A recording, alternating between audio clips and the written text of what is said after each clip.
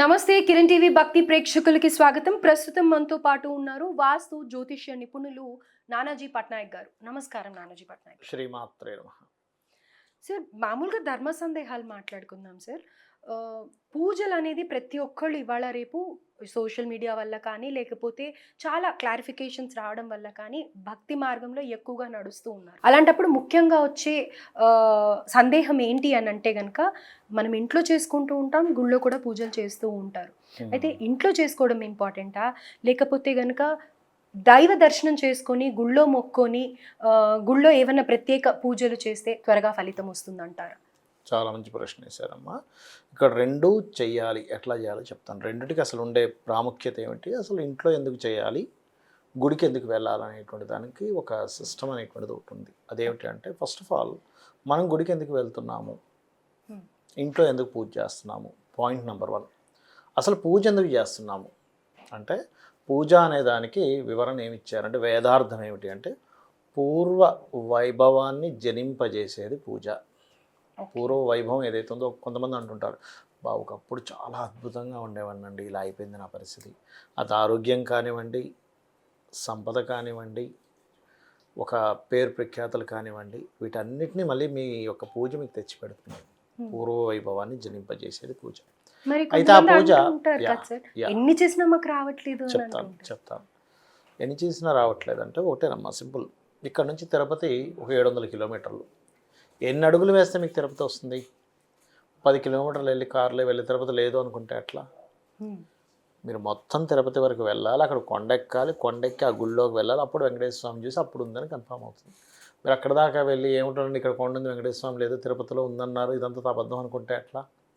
మీకు ఏమవుతుందంటే, పూర్వజన్మలో చేసిన కర్మ అడ్డుపడుతూ ఉంటుంది ఫలితం రావడానికి. దానికంటూ ఒక లెక్క ఉంటుంది. 100 మార్కులు వస్తేనే 100 మార్కులు అంటాం, 99 మార్కులు వస్తే వందనం. అలాగే మీకొక గోల్ రీచ్ అవ్వాలన్నా, మీ పూర్వజన్మ పుణ్యము పాపము రెండు ఉంటాయి. పాపం అడ్డుపడుతూ ఉంటుంది, పుణ్యం మీకు సపోర్ట్ చేస్తూ ఉంటుంది. అందుకే మన సనాతన ధర్మంలో పుణ్యం చెయ్యు అంటూ ఉంటారు. పుణ్యం చేయడం అంటే ఏంటి? పరోపకారం పుణ్యం, పరపీడనం పాపం. సింపుల్. ఉపకారం చేసేవా పుణ్యం వస్తుంది, పరుణ్ణి ఇబ్బంది పెట్టావా పాపం వస్తుంది. ఇది పుణ్యం పాపం వచ్చేటువంటి మార్గం. అయితే ఇక్కడ మీరు అడిగిన క్వశ్చన్ మంచి క్వశ్చన్ అడిగారు. ఇంట్లో పూజ చేయాలా, గుడికి వెళ్ళి పూజ చేయాలా అని. గుడి అనేటువంటిది ఎందుకు ఉంది, అసలు దేవుడి దగ్గరకు మనం ఎందుకు వెళ్ళాలి అంటే, నిరంతరము నిత్యము మనకి ఆయన చూసుకుంటూ ఉన్నాడు, నిరంతరం. మరి నిత్యము చూసుకునే వ్యక్తికి ఎందుకండి మనకి ఇబ్బందులు వస్తున్నాయి అంటే, ఒక గుడికి మనం ఒక స్కూల్కి వెళ్తాం, టీచర్ ఉంది అక్కడ. టీచరు అందరికీ 40 మంది స్టూడెంట్స్కి ఒకేలా చెప్పింది. ఎవరైతే కాన్సన్ట్రేషన్ చేశారో, ఎవరైతే శ్రద్ధగా విన్నారో, ఎవరైతే మైండ్లో పెట్టుకున్నారో, ఎగ్జామ్ రాసాడో వాడు సక్సెస్ అవుతాడు. అంతే కదా? ఎవడైతే అలర్ట్గా ఉన్నాడో, ఎవరైతే కష్టపడుతున్నాడో, ఎవడైతే ధర్మంగా ఉంటున్నాడో, ఎవరైతే ఎప్పటికప్పుడు అప్డేట్ అవుతున్నాడో, వాడు ఎప్పుడు ఇబ్బంది పడడు. ఆరోగ్యం పాడైంది, ఆరోగ్యం మీద అవగాహన లేకపోవడం వల్ల పాడైంది. ఏది పడితే అది తింటున్నావు, ఎట్లా పడితే అట్లా ఉంటున్నావు. లేదా పూర్వజన్మ కృతం పాపం వ్యాధి రూపేణ పీడితం, వ్యాధి రూపంలో వస్తుంది పూర్వజన్మ కృతం పాపం అనేటువంటిది, ఆ రూపంలో వస్తుంది. అలా కాదు, సరే పూర్వజన్మలో చేసిన పాపం మీద ఉన్నా కూడా, నువ్వు ఈ జన్మలో అయినా కనీసం నువ్వు తినాల్సింది ఏది తింటున్నావో, నువ్వు ఎలా ఉంటున్నావో, ఎక్సర్సైజ్ చేస్తున్నావా లేదా, యోగాసనాలు వేస్తున్నావా లేదా, ఏ ఫుడ్ మనకి ఎంత హాని కలిగిస్తుంది అనేది నీకు ఒక నాలెడ్జ్ ఉంటే నీకు రోగం రావడానికి ఛాన్సెస్ తక్కువ ఉంటాయిగా. అట్లా ఏంటంటే, మనం చేసే డైలీ యాక్టివిటీ ఏవైతే ఉన్నాయో ఇవన్నీ కూడా చూసుకుంటూ ఉండాలి. మనతో పాటే ఉంటూ మనము ఎటువంటి ఫుడ్ తిన్నా, మీరు ఐస్ క్రీమే తిన్నారా, పులిహోర తిన్నారా, లేకపోతే అరటిపండే తిన్నారా, ఏ పండు తిన్నా, ఏ కాయ తిన్నా, ఏది తిన్నా కూడా అదొక శక్తిగాను, రక్తంగాను, మలంగాను, వైటమిన్స్ కానీ మార్చేటువంటి యంత్రం ఇప్పటిదాకా తయారు చేయలేదు. లోపల నుండి భగవంతుడు చేస్తున్నాడు ఆ పని. ప్రతిదీ మనకు చూసుకుంటున్నందుకు కృతజ్ఞతతో చెప్తున్నాం స్వామివారికి. గుడికి వెళ్తున్నాం, ఇంట్లో పూజ చేసుకుంటున్నాం. కృతజ్ఞతని ఆవిష్కరించేది పూజ. ఓకే, మరి ఈ పూజలు ఇంట్లో చేసుకోవచ్చా? వ్రతాలు, హోమాలు అవన్నీ ఉంటాయి, ఇంట్లో చేసుకుంటే మంచిదా, గుడికి వెళ్ళాలా అంటే, గుడికి ఎందుకు వెళ్తామంటే, ఒకటి కృతజ్ఞత, 2 గుడిలో శక్తి ఎక్కువగా ఉంటుంది. ప్రదక్షిణం చేసినప్పుడు ఆ యొక్క ఎనర్జీ మనకు కనెక్ట్ అవుతుంది యంత్రం ఉండడం వల్ల. మరి ఇంట్లో ఎందుకు పూజ చేయాలండి? ఇంట్లో పూజ చేస్తే 2 లాభాలు.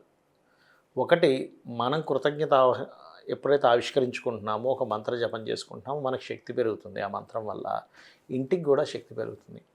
అందుకే మనకి వాస్తుశాస్త్రంలో ఈశాన్యే దేవతా గృహం చెప్పారు. అంటే ఇంట్లో దేవతను ఖచ్చితంగా పెట్టాల్సిందే. ఇంట్లో దీపం కనుక వెలగలేదు అంటే పిశాచం అనేటువంటిది పెరుగుతుంది. పైశాచికమైనటువంటి ఎనర్జీ ఏదైతే ఉందో అది పెరుగుతుంది. పైశాచిక అందరికీ ఎనర్జీ, అర్థమయ్యే లాంగ్వేజ్లో నెగటివ్ ఎనర్జీ. నెగటివ్ ఎనర్జీ, ఇంగ్లీష్లో చెప్పుకుంటే నెగటివ్ ఎనర్జీ, మన శాస్త్రపరంగా చెప్పుకుంటే దాన్నే పిశాచ బాధ అంటారు. ఈ విశ్వంలో ఏంటంటే అన్ని ఎనర్జీస్ ఉన్నాయమ్మా. దేవత ఎనర్జీ ఉంది, యక్షిణి ఎనర్జీ ఉంది, అప్సరస్ ఎనర్జీ ఉంది, పైశాచిక ఎనర్జీస్ ఉన్నాయి, ప్రేత ఎనర్జీ ఉంది, ప్రేత సంబంధించిన ఎనర్జీ ఉంది. ఆల్ టైప్స్ ఆఫ్ ఎనర్జీస్ ఉన్నాయి. నువ్వు దేన్ని తీసుకుంటే అది వస్తుంది. నువ్వు దేన్ని చాంట్ చేస్తూ ఉంటే అది వస్తుంది. దేనికి తగ్గట్టుగా నువ్వు ఉంటే దాన్ని నువ్వు దగ్గర తీసుకుంటున్నావు, అది అట్రాక్ట్ అవుతుంది. నువ్వు దాన్ని చాంట్ చేస్తున్నావు, అది అట్రాక్ట్ అవుతుంది. ఫ్రెండ్స్ అనుకోండి, ఒక 5 ఎనర్జీలు 5 ఫ్రెండ్స్ అనుకోండి. నువ్వే ఫ్రెండ్తో వెళ్ళి నువ్వు నిత్యము కనెక్టివిటీ కాంటాక్ట్లో ఉంటావో ఆ యొక్క ఇవి నీకు వస్తాయి. అలాగే దేవతా సంబంధించిన దానికి చేసుకుంటే వస్తాయి. అయితే ఇక్కడ మీకు ఇంటి యొక్క వాస్తుపరమైన దోషాలు కూడా పోవాలి అంటే ఇంట్లో చేసుకుంటూ కృతజ్ఞత ఆవిష్కరించుకుంటూ నీ యొక్క సనాతన ధర్మం పరంగా నువ్వు గుడిని కూడా నీ యొక్క బాధ్యత. దేవుడికి ఒక ఇల్లు ఉన్నట్టది గుడి అంటే, నీ యొక్క బాధ్యతగా వెళ్ళి ఆ గుడిని నువ్వు చూసుకోవాలి. ఇతను నేను చూసుకుంటున్నందుకు 24 గంటలు నేను కనిపెట్టుకొని ఉంటున్నటువంటి ఆ యొక్క భగవంతుడిని చూసుకునేటువంటి బాధ్యత నీది కాబట్టి నువ్వు గుడికి వెళ్ళాలి. ఇంట్లో ఇల్లు ప్లస్ నువ్వు అంతా బాగుండాలి కాబట్టి, సమాజం బాగుండాలి కాబట్టి ఇంట్లోని గుడిలో రెండిట్లోని చేయాలి.